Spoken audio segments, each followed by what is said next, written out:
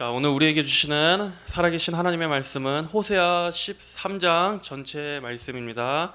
호세아 13장 전체 말씀 중에서 우리 4절 말씀만 한 목소리로 함께 읽어볼까요? 시작.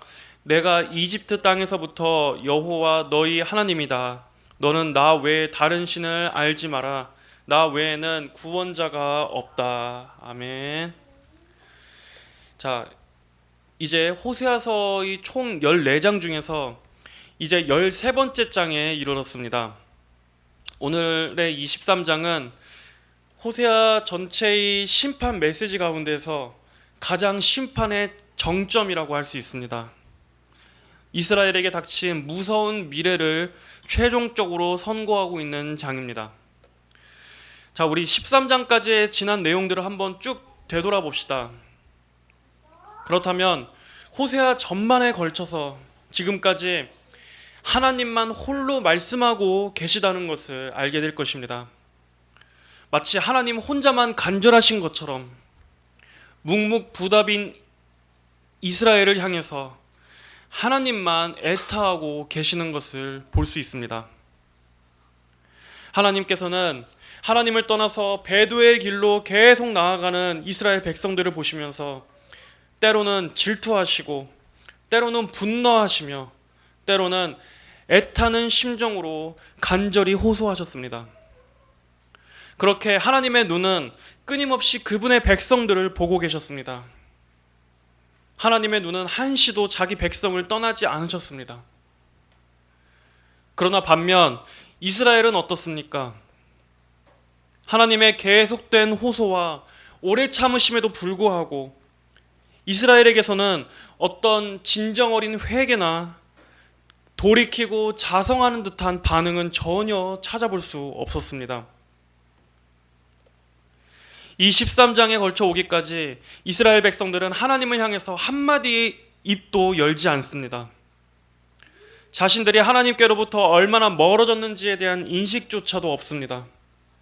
그들의 마음은 여전히 한결같이 그들의 마음과 행동은 우상신 바알에게만 향해 있습니다.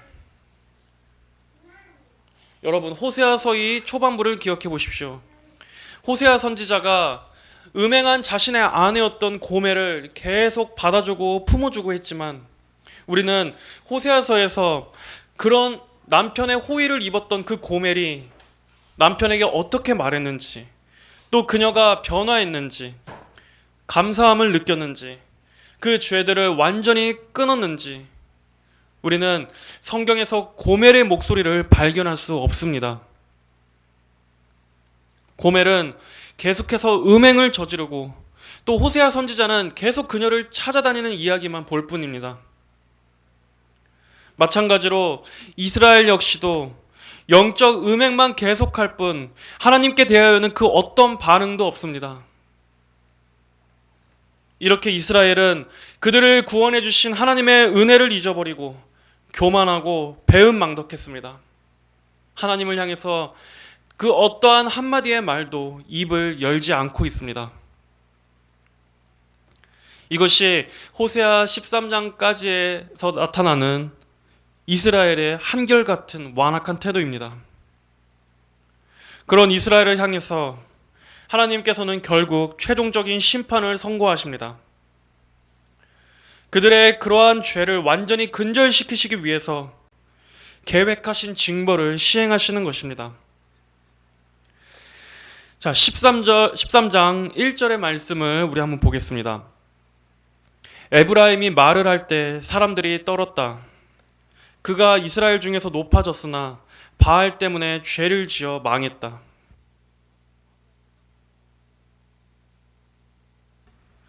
에브라임 지파는 이스라엘 12지파 중에서 가나안 땅 중앙에 자리 잡은 북이스라엘을 대표하는 가장 큰 지파였습니다.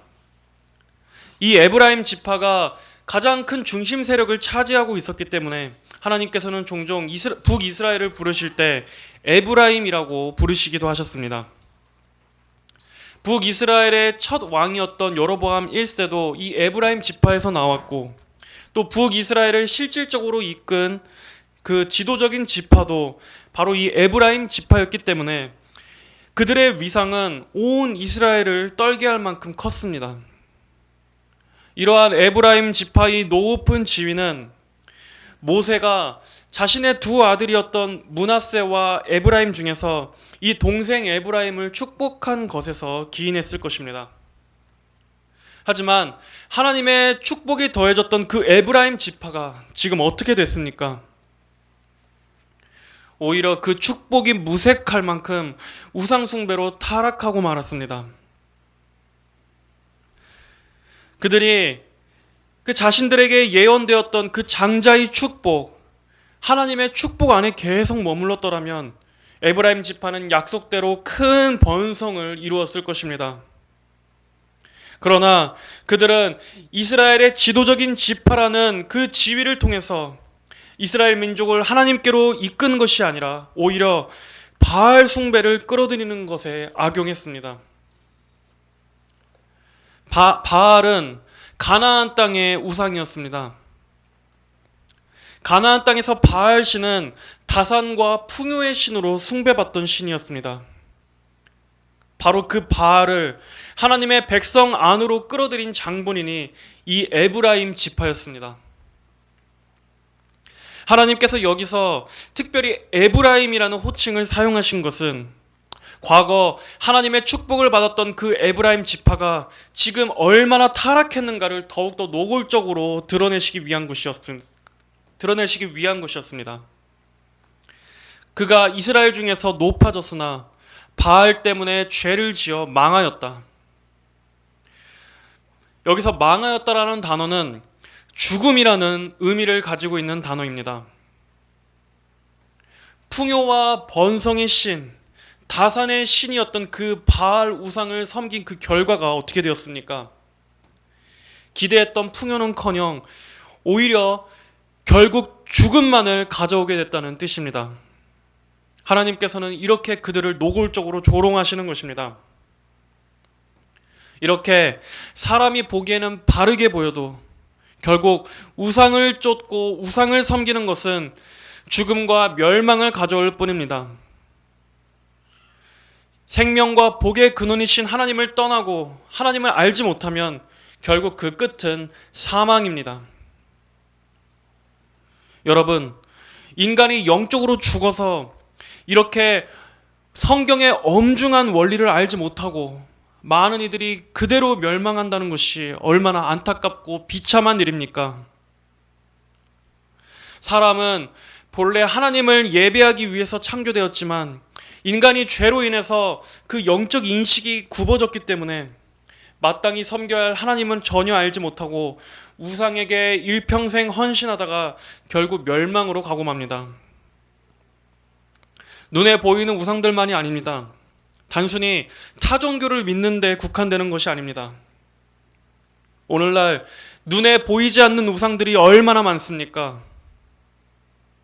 하나님을 예배하지 않은 채 인간이 추구하는 모든 것들은 다 우상입니다. 그리고 그 배후에는 마귀가 있습니다.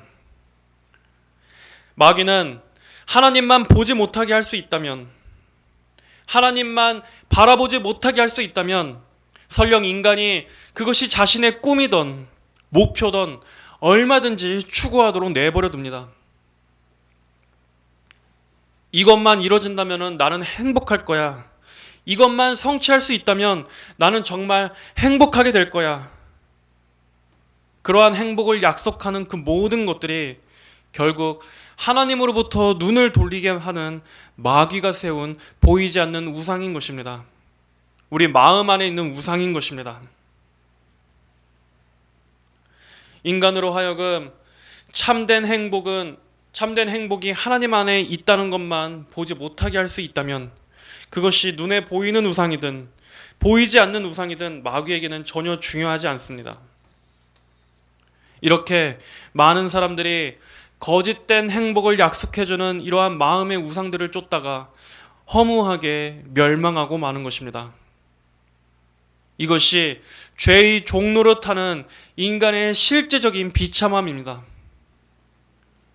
인간이 영적으로 죽고 눈이 멀어서 참된 행복이요, 참된 그 복의 근원이신 하나님을 알지 못한 채 허무한 우상들을 쫓다가 비참하게 멸망해버리는 인간의 실존이 바로 이러한 것입니다.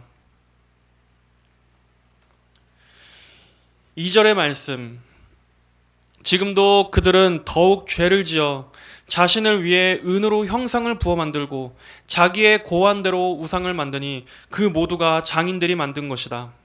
사람들이 그것들에 대해 말하기를 제사를 드리는 사람은 송아지와 입을 맞출 것이다 한다. 2절에서는 우상을 만들어내는 이스라엘의 영적인 우둔함을 고발하고 있습니다. 이스라엘은 청동을 녹여서 바알 신상을 만든 후에 거기에 금이나 은을 입혀서 그 신상을 화려하게 꾸몄습니다. 하지만 그 우상의 실체가 뭡니까? 사람의 손으로 만든 것뿐입니다. 2절에 자기의 고안대로 우상을 만드니, 이렇게 우상은 인간의 마음 안에서 생각해내고 또 인간의 손으로 주주해서 아무런 신성도 생명도 없는 것들 앞에서 사람이 거기에 머리를 조아리고 자신들의 염원을 비는 것입니다. 여러분, 죄가 인간을 얼마나 우둔하게 만들었습니까? 저는 개인적으로 정말 인간이 어떤 그 신상 앞에서 절하는 것을 볼 때만큼 정말 인간이 영적으로 죽은 존재구나 절감하는 때가 없습니다. 얼마나 바보 같습니까? 인간이 그 신상을 제작해서 차에 직접 실어다가 옮기고 손으로 옮겨서 그 자리에 이렇게 갖다 놓고 그걸 또 귀중하게 모시고 거기에 대고 기도도 하고 또 거기에 머리를 조아리며 섬긴다는 것을 볼 때마다 정말 인간이 너무나 한심할 정도로 영적으로 비참해진 존재구나, 정말 영적으로 너무나 깜깜한 존재구나 하는 생각이 듭니다. 하나님의 은혜로 이러한 영적으로 죽은 죄인이 거듭나서 그의 영적인 눈이 떠지게 되면 가장 먼저 그런 것들이 얼마나 한심한 짓인지를 명확하게 깨닫게 될 것입니다. 시편 115편에서는 어떻게 말씀합니까? 그들의 우상들은 은과 금이고 사람의 손으로 만든 것이니 입을 가졌어도 말하지 못하며 눈을 가졌어도 보지 못하고 귀를 가졌어도 듣지 못하며 코를 가졌어도 냄새 맡지 못하고 손을 가졌어도 만지지 못하며 발을 가졌어도 걷지 못하고 그 목구멍으로 소리를 내지도 못한다. 우상을 만드는 자와 그것을 의지하는 모든 자가 그와 같다. 이스라엘아, 여호와를 의지하여라. 그분은 너희 도움이시고 너희 방패이시다. 우상과 비교되는 하나님의 능력을 보십시오.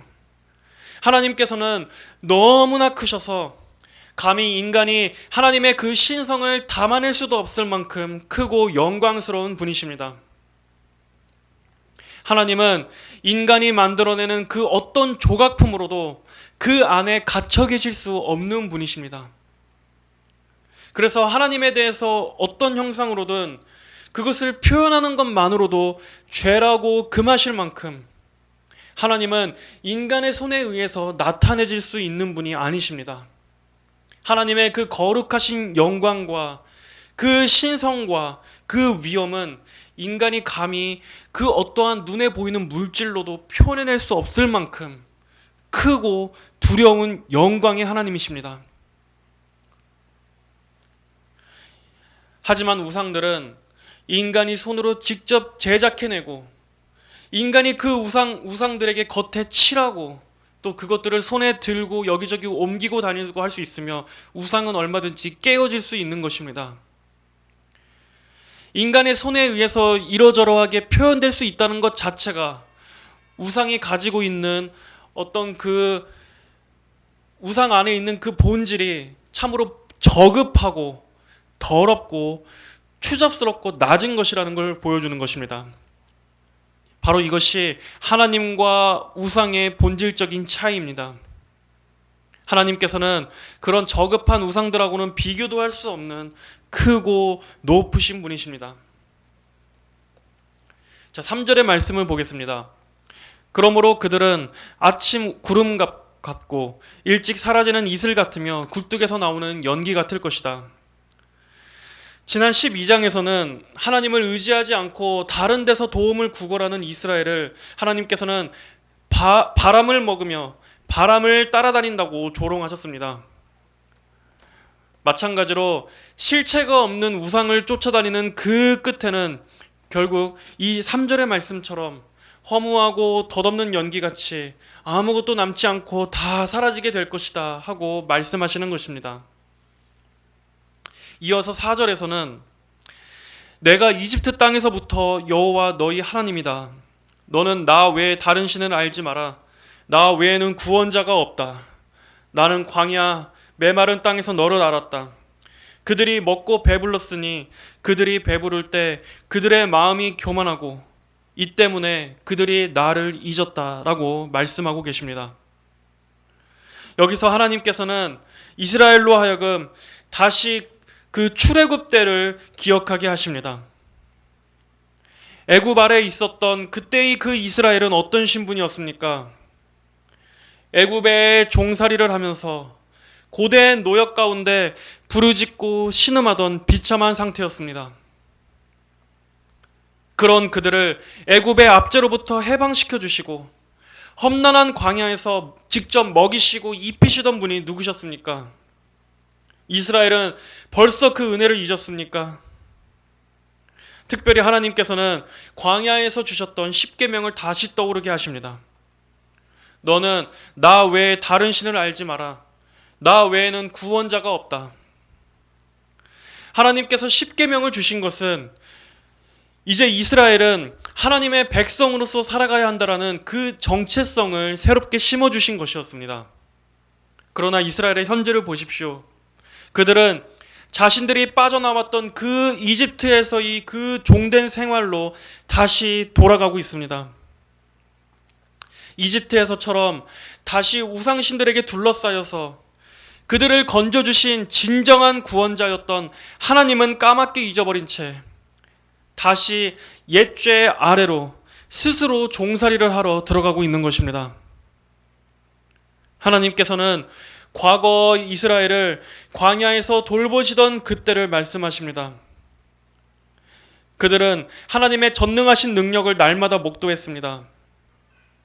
아무것도 찾아볼 수 없었던 거칠고 황량한 광야였지만 오히려 그때 더더욱 하나님은 이스라엘 곁에 가까이 계셨고 전적인 채우심으로 역사하셨습니다. 하나님이 아니라면 결코 하실 수 없는 놀라운 기적들로 이스라엘을 책임지시고 이끌어 주셨습니다.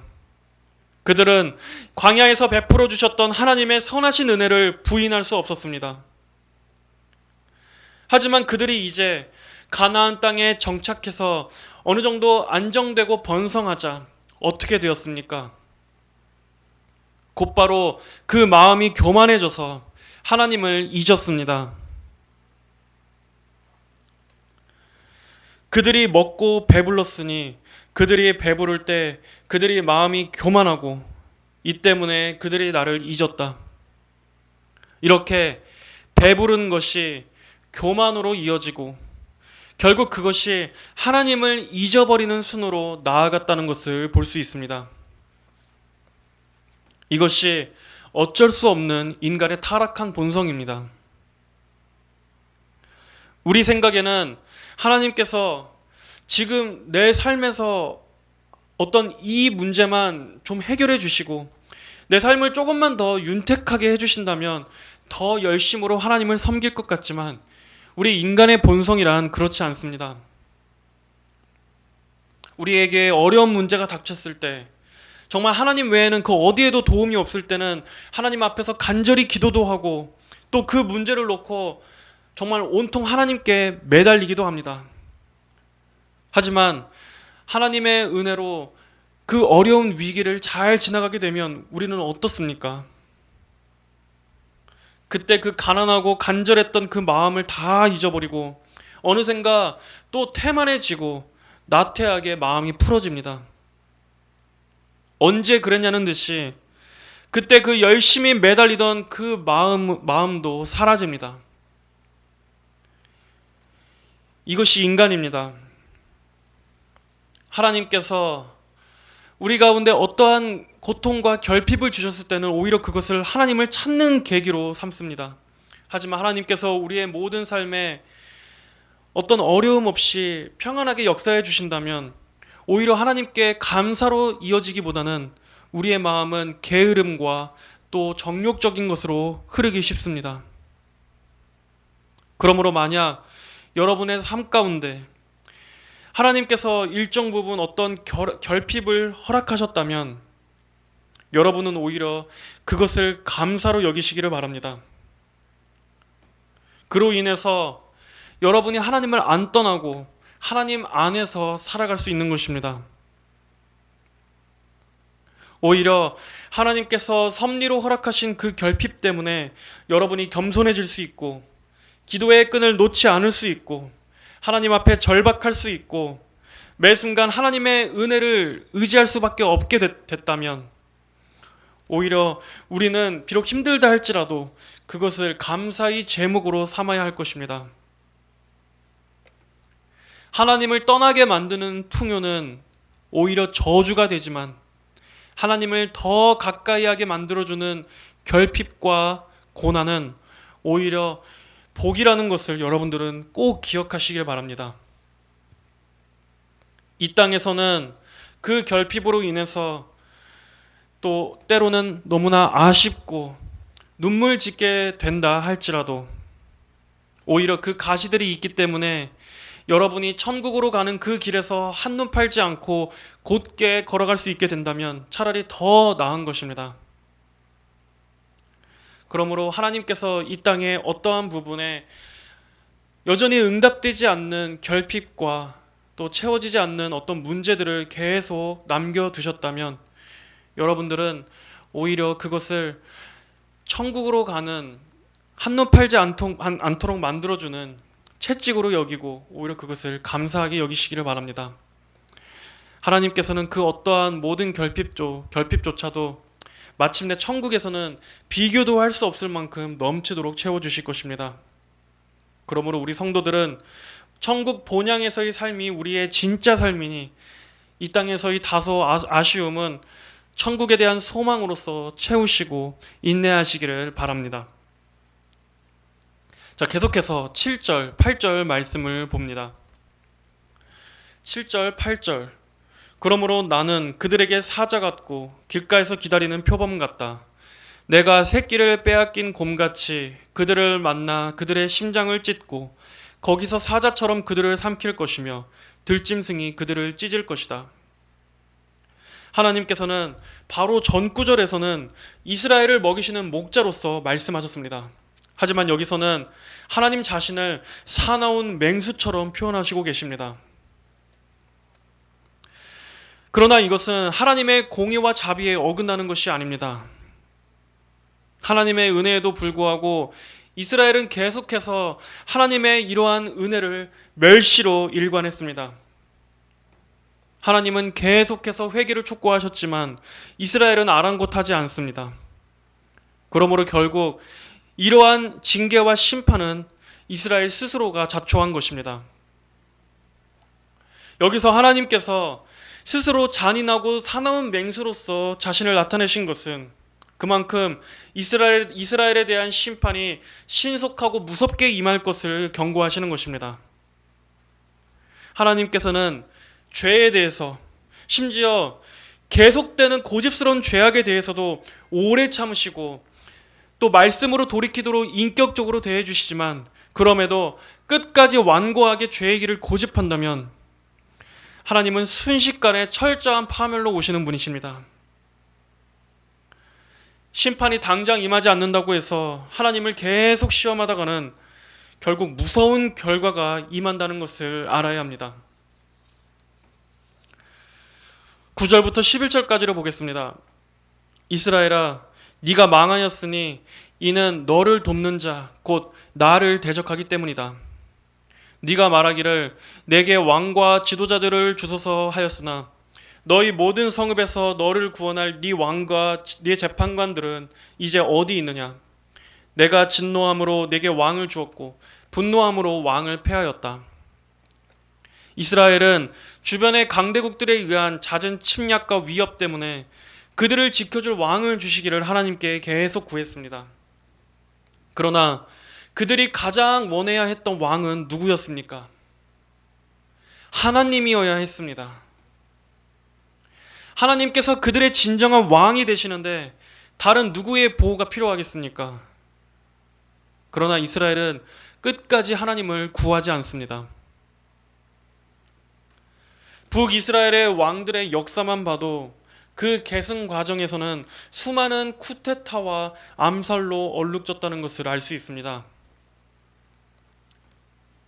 이처럼 인간들이 세운 왕은 북이스라엘을 진정한 평안으로 이끌어줄 수 없었습니다. 북이스라엘의 정치적인 상황은 계속해서 혼란과 불안만 가중될 뿐 그 누구 하나도 온전한 왕이 없었습니다. 그런 것들을 보면서 이스라엘은 깨달아야 했지만 그럼에도 이스라엘은 하나님을 그들의 유일한 구원자로 왕으로 모시기를 원치 않습니다. 하나님과 원수진 상태에서는 그 어디에도 평안이 없습니다. 특별히 나라에 있어서도 마찬가지입니다. 진정한 부국강병은 인간 지도자에게 달려있지 않습니다. 하나님을 왕과 구원자로 모실 때만이 진정으로 강해지는 것입니다. 그러나 사람들은 하나님과의 문제로부터 출발하지 않고 인간 지도자에게 소망을 둡니다. 누군가가 나타나서 지금의 이 어려운 국가적인 문제를 타개해 주기를 바라는 것입니다. 여전히 인간에게 소망을 거는 것입니다. 이 점에 있어서 우리 그리스도인들도 마찬가지입니다. 하지만 우리 그리스도인들은 오직 하나님만을 우리의 구원자로 삼아야 합니다. 우리 성도들 개개인의 주님으로서 뿐만 아니라 이 국가의 앞날까지도 성도들은 철저하게 하나님께만 소망을 두어야지 마치 기적적으로 어떤 한 인물이 갑작스럽게 등장해서 이 나라를 어려움에서 건져내 줄 거라는 기대는 순진한 생각입니다. 하나님께서는 우리가 한낱 인간에게 메시아적인 소망을 두는 것을 굉장히 불쾌해 하십니다. 성도들이 하나님만을 왕으로 찾기를 원하시지 하나님은 찾지 않으면서 다른 데서 희망을 찾으려고 하는 것은 진정한 우리의 왕이신 하나님을 모독하는 일입니다. 하나님께서는 그러한 인간의 기대를 반드시 실망하게 만드실 것입니다. 12절 에브라임의 죄악이 봉함되었고 그의 죄가 저장되었다. 하나님께서는 이스라엘의 죄악들을 기억하셨다가 하나님의 정당한 심판의 근거로서 꺼내 보이실 것입니다. 하나님은 그들의 모든 죄를 간직하고 계십니다. 그들이 하나님을 버리고 바알을 섬긴 죄, 풍요로워지자 은혜를 잊어버리고 스스로 교만하게 높였던 죄들, 하나님이 아닌 다른 왕들을 구한 죄들, 하나님을 의지하지 않고 인간적인 방편에 소망을 걸었던 그러한 죄들, 그러므로 하나님의 심판 앞에서 그들은 결코 억울하다고 말할 수 없습니다. 하나님께서는 크신 긍휼과 오래 참으심으로써 그들을 대해 주셨고 그들의 어려움을 이겨나갈 수 있는 구원이 바로 하나님 자신임을 알게 하셨기 때문입니다. 듣지 않은 것은 바로 그들이었습니다. 13절의 말씀입니다. 해산의 고통이 그에게 임하였으나 그는 지혜 없는 자식이어서 태를 열고 나오려 하지 않는다. 이 말씀은 여인이 출산하는 그 고통과 같이 아주 극심한 고통이 이제 이스라엘 앞에 닥치게 될 것이란 경고입니다. 하나님께서는 수많은 선지자들을 보내주셔서 이스라엘로 하여금 계속해서 회개하고 의의 길로 돌이키라고 여러 번 말씀해 주셨습니다. 심지어 진노의 심판이 임할 것이라는 것도 미리 경고해 주셨습니다. 그럼에도 이스라엘은 끝끝내 듣지 않았습니다. 그랬기 때문에 갑작스러운 해산의 고통처럼 준비도 하지 못한 채 고통을 당하게 될 것이라는 말입니다. 그는 지혜 없는 자식이어서 태를 열고 나오려 하지 않는다. 이 말씀은 이스라엘의 영적인 무지가 어두워질 대로 어두워져서 계속 깨닫지를 못하고 있는 그러한 상태를 지적하는 말씀입니다. 여러분, 출산 중에 태아가 나오지 않는다면 그러한 상황은 아이와 산모 모두에게 위험한 상황입니다. 아이와 산모의 생명 모두를 걷어갈 수 있는 위험하고 급박한 상황입니다. 이러한 상황처럼 이제 눈앞에 적국의 침략이 닥쳤음에도 그들에게 깨닫는 지혜가 없다면, 회개하고 나아오는 이러한 자세가 없다면 결국 북이스라엘 모두가 파멸하게 될 것이라는 말씀입니다. 그들은 마땅히 그 심판의 심각성을 생각해야 했음에도 뱃속에서 나오려 하지 않는 그 태아처럼 위험을 초래하는 답답한 태도를 보이고 있습니다. 자, 14절의 말씀을 봅니다. 스올의 권세에서 내가 그들을 속량하며 사망에서 그들을 구속할 것이다. 사망아, 내 재앙이 어디 있느냐? 스올아, 내 멸망이 어디 있느냐? 긍휼함이 내 눈앞에서 감춰졌다. 사망아, 내 재앙이 어디 있느냐? 스올아, 내 멸망이 어디 있느냐? 이와 비슷한 말씀을 여러분은 읽어보신 적이 있으실 것입니다. 맞습니다. 사도 바울이 바로 이 말씀을 고린도전서 15장 55절에서 인용하고 있습니다. 바울은 호세아서에 나오는 이 말씀을 인용해 들어서 사망의 권세를 깨트릴 그 부활의 능력에 대해서 선언한 바 있습니다. 하지만 정작 호세아서에 기록된 이 본문 구절은 해석하는 데 있어서 굉장한 어려움이 있는 구절로 알려져 있습니다. 왜냐하면 하나님께서 지금 심판을 계속해서 경고하시고 계시는 이러한 맥락상 여기에서 갑자기 용서와 승리에 대해서 말씀하시는 것이 자연스럽게 이어지지 않기 때문입니다. 그래서 학자들 간에도 이 말씀이 과연 이스라엘에 대한 용서와 회복에 대한 말씀인가, 아니면 심판을 선고하시는 말씀인 것인가 하는 해석이 분분하게 갈립니다. 그러나 다양한 해석이 있음에도 저는 이 이어지는 다음에 15절, 16절의 문맥을 고려해 볼 때 이 말씀은 부정적인 의미로서 해석하는 것이 옳다고 여겨집니다. 하나님께서는 사망 권세에서도 건지실 수 있으시고 또 스올, 즉 어둠의 지하 세계에서도 능히 건지실 수 있는 분이시지만 이스라엘의 완악함이 결국 하나님의 심판을 자초했기 때문에 하나님께서는 최종적인 심판을 집행하실 수밖에 없다 하는 의미로 해석하는 것이 자연스럽다고 생각합니다. 하나님께서 그들을 건지실 능력이 부족해서가 아니라 그들의 죄악이 자신들에게 임할 최종적인 심판을 초래하는 것입니다. 하지만 그럼에도 한편으로는 이 말씀에서 미래적인 차원에서는 우리가 소망을 읽을 수 있습니다. 하나님의 백성이 영원히 멸망하지 않고 후에 오실 이 예수 그리스도의 대속의 사역을 통해서 장차 사망 권세를 이기고 부활의 승리를 누리게 될 그 회복의 소망 또한 담고 있는 말씀으로 해석할 수 있습니다. 하지만 안타깝게도 호세아 당시의 이 이스라엘은 결국 패망의 길을 택하고 맙니다. 자, 마지막 15절, 16절을 읽어보겠습니다.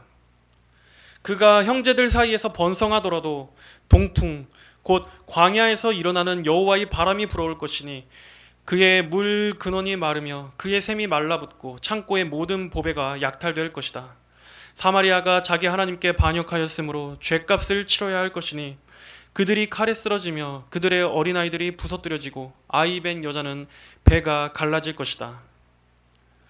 13장의 마지막 구절들은 이스라엘이 하나님을 반역하고 많은 죄악을 저지른 그 죄의 대가로서 크나큰 고통을 맞이하게 될 것임을 예고하며 끝나고 있습니다. 하나님을 구원으로 삼지 않고 이집트를 의지했던 이스라엘은 결국 하나님께서 보내신 동풍 아수르에 의해 멸망하게 될 것입니다. 바알신은 번영과 다산을 약속해 주는 것처럼 보였습니다. 하지만 우상을 섬긴 그들의 말로는 결국 무슨 결과를 낳았습니까? 기대했던 번성이 아닌, 기대했던 다산이 아닌 오히려 자손들이 죽는 심판의 결과로 나타났습니다. 다음 세대의 그 미래의 소망이 완전히 끊어진 것입니다. 이처럼 열심으로 우상을 섬겨도 하나님께서 끊어버리시면 소망이 없습니다. 진정한 우리의 구원이요 소망이 되시는 하나님과의 관계가 회복되지 않는다면 결국 하나님께서는 인간이 걸고 있는 모든 헛된 기대를 다 물어 날려버리실 것입니다. 인간이 하나님을 떠나서 자기 스스로 복을 추구하고 교만하고 계속해서 자기의 그 고집된 길을 간다면 결국에는 하나님을 떠난 그 죄의 대가를 치러야 할 때가 올 것입니다. 하나님께서는 오래도록 인내하시지만 영원히 인내하시지는 않으신다는 것을 기억해야 합니다. 그러므로 여러분, 하나님의 말씀을 가볍게 듣지 마십시오. 이스라엘에게 임한 이러한 심판 선고를 통해서 우리는 마지막 때 악인들과 죄인들이 맞이하게 될 최종적인 심판에 대한 경고를 미리 받습니다. 하나님께서는 성경에 미리 말씀하신 대로 반드시 심판하실 것입니다. 그럼에도 끝까지 회개하지 않고서 계속해서 하나님을 거역한다면 진리대로 심판하시는 하나님의 무서운 진노 앞에서 그는 결코 핑계댈 수 없을 것입니다. 하나님 한 분만을 사랑하고 하나님만을 섬기고 따른다면 하나님께서는 우리의 영원한 목자가 되시지만 우리에게 불어오시는 광야의 따뜻한 바람으로서 오실 것이지만 하나님의 언약 백성이라 할지라도 하나님의 은혜를 멸시하고 우상을 섬기고 하나님을 떠난다면 엄중한 공의의 하나님을 만나게 될 것입니다. 하나님은 그에게 광야에서 일어나는 무서운 여호와의 바람으로서 불어오실 것입니다. 마지막으로 오늘 이 호세아 13장을 이해하는 가장 최고의 주석은 바로 레위기 26장입니다. 우리 레위기 26장을 함께 펴보겠습니다. 레위기 26장에서는 언약적 축복과 언약적 저주가 기록되어 있는 장입니다. 이스라엘이 하나님과 맺은 언약에 순종할 시에는 갖은 축복이 주어지겠지만 하나님과의 맺은 그 언약을 배반할 시에는 언약적 저주를 받게 될 것을 하나님은 엄중하게 말씀하셨습니다. 그리고 결국 이스라엘에 대한 이러한 심판은 이 언약적 저주의 성취를 보여줍니다. 오늘은 우리 설교의 마지막에 다 함께 레위기 26장 전체의 말씀을 함께 읽으면서 오늘의 말씀을 마치도록 하겠습니다. 26장이 좀 길지만 전체를 쭉 읽어보시면서 하나님 안에 있을 때 주어지는 축복이 얼마나 풍성한지를 보시고 그리고 그 축복을 멸시한 결과가 얼마나 무서운 재앙을 초래하는지를 잘 유념하시면서 읽어보시기를 바랍니다. 그리고 여러분은 과연 하나님 앞에 어떠한 태도로 하나님을 섬길 것인가를 주의 깊게 잘 선택하시기를 바랍니다. 우리 26장, 레위기 26장 1절부터 끝까지를 함께 읽어보겠습니다. 26장 말씀을 읽고 말씀을 마치겠습니다. 너희는 너희를 위하여 우상들을 만들지 말고 조각한 신상이나 돌기둥도 너희를 위하여 세우지 말며 너희 땅에 조각한 석상을 세워 그것에 경배하지도 마라. 이는 내가 여호와 너희 하나님이기 때문이다. 너희는 내 안식일을 지키며 내 성소를 경외하여라. 나는 여호와이다. 만일 너희가 내 규례와 내 명령들을 지켜 행하면 내가 때를 따라 너희에게 비를 내려줄 것이니 땅이 그 소출을 내고 밭의 나무는 그 열매를 맺을 것이다. 너희의 타작은 포도 수확 때까지 이르고 포도 수확은 씨 뿌릴 때까지 이를 것이니 너희가 너희 음식을 배불리 먹고 너희 땅에서 안전하게 살 것이다. 내가 그 땅에 평화를 줄 것이니 너희가 누우나 너희를 두렵게 할 자가 아무도 없을 것이다. 내가 사나운 짐승을 그 땅에서 제거할 것이며 칼이 너희의 땅에서 횡행하지 못할 것이다. 너희가 너희 대적들을 쫓을 것이며 그들이 너희 앞에서 칼에 쓰러질 것이다. 너희 다섯이 백을 쫓고 너희 백이 만을 쫓을 것이니 너희 대적들이 너희 앞에서 칼에 쓰러질 것이다. 내가 너희를 보살펴 너희를 번성하게 하고 너희를 많게 할 것이며 너희와 내 언약을 세우겠다. 너희는 오래 보관한 묵은 곡식을 먹다가 햇 곡식 때문에 묵은 곡식을 치우게 될 것이다. 내가 너희 가운데 내 장막을 마련하겠고 내 마음이 너희를 싫어하지 않을 것이다. 나는 너희 가운데 걸으며 너희의 하나님이 되고 너희는 내 백성이 될 것이다. 나는 너희를 너희가 종되었던 이집트 땅으로부터 이끌어낸 여호와 너희 하나님이다.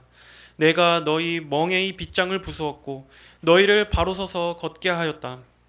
그러나 만일 너희가 나에게 순종하지 않고 이 모든 명령들을 행하지 않으며 나의 규례들을 거절하고 너희 마음이 나의 법규들을 싫어하여 나의 모든 명령을 행하지 않고 나의 언약을 어기면 내가 너희에게 이같이 할 것이니 내가 갑작스러운 재앙 곧 폐병과 열병으로 너희를 벌하며 눈을 어둡게 하고 생명을 쇠약하게 할 것이다.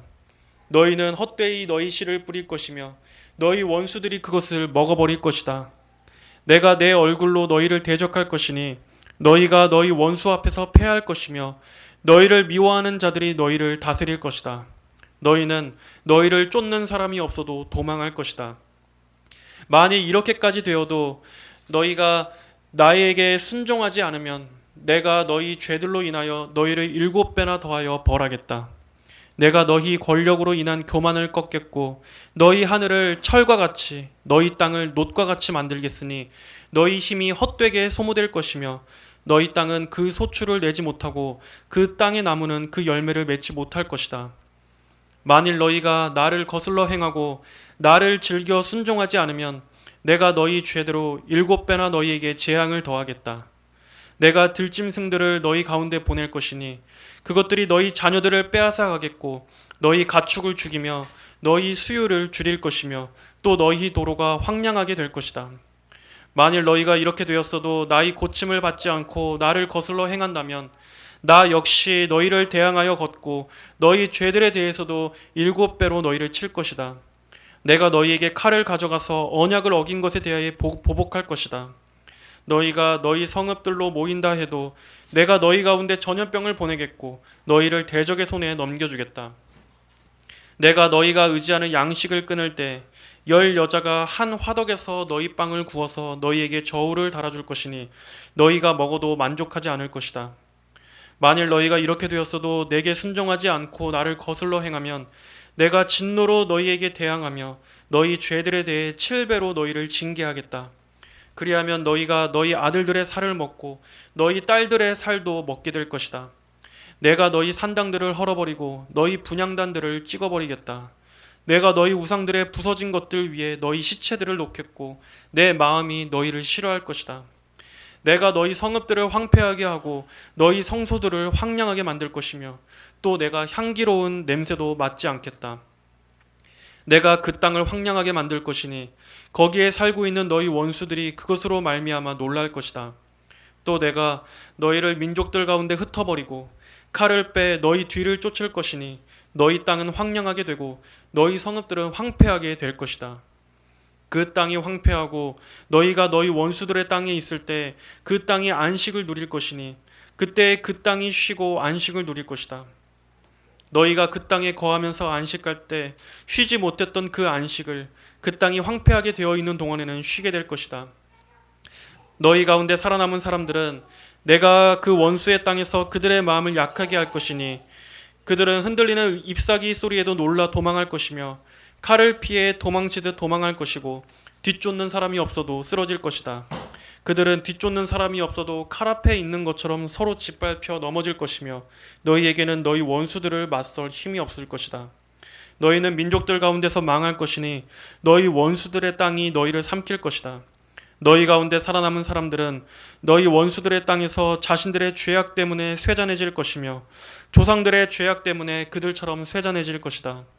그러나 그들이 나를 거역하고 또 나를 거슬러 행했던 그들의 죄악과 조상들의 죄악을 자백하고 내가 그들에게 대항하고 내가 그들을 원수들의 땅으로 끌어갔음을 그들이 깨닫고 그 할례받지 않은 그들의 마음이 낮아져서 그 형벌을 받아들인다면 내가 야곱과 맺은 내 언약과 또한 이삭과 맺은 내 언약과 또한 아브라함과 맺은 내 언약을 기억하고 그 땅도 기억하겠다.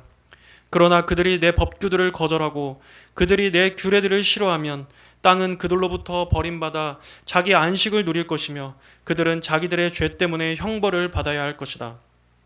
그렇지만 그들이 그들의 원수들의 땅에 있는 동안 내가 그들을 거절하지 않고 싫어하지 않으며 그들을 아주 멸망시키지도 않겠다. 나는 그들과 맺은 내 언약을 깨뜨리지 않을 것이니 이는 내가 여호와 그들의 하나님이기 때문이다. 내가 그들의 하나님이 되기 위하여 민족들의 눈앞에서 이집트 땅으로부터 이끌어낸 그 조상들과 맺은 언약을 그들을 위하여 기억하겠다. 나는 여호와이다. 이것들을 여호와께서 시내산에서 모세를 통해 자신과 이스라엘 자손 사이에 세우신 규례와 법규와 율법이다. 아멘. 다 함께 기도하겠습니다. 하나님 아버지 감사합니다. 오늘은 이스라엘에게 내려진 최종적인 심판 선고에 대해서 저희가 살펴보았습니다. 이러한 심판과 경고의 메시지들을 통해서 하나님의 공의가 얼마나 거룩하고 엄격한 공의인지를 저희가 보게 됩니다. 저희가 귀에 듣기 좋은 말씀뿐만이 아니라 이런 말씀들 역시 함께 살펴보면서 죄의 길로 가는 것을 정말 두려워하게 하여 주시고 또 하나님과의 언약의 귀중함을 소중히 여길 수 있도록 인도하여 주시옵소서. 모든 악행들을 끊고 하나님으로부터 멀어지게 하는 그러한 마음의 우상들도 싹 제거할 수 있는 유익한 계기로 삼게 하여 주시옵소서.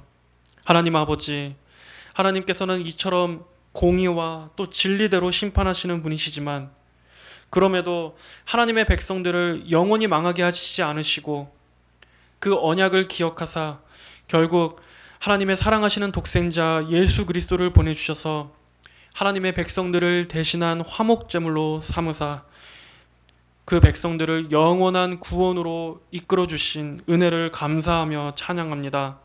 하나님과 언약을 맺은 하나님의 백성들을 잊지 않으시는 하나님의 그 신실하심을 주님 감사합니다.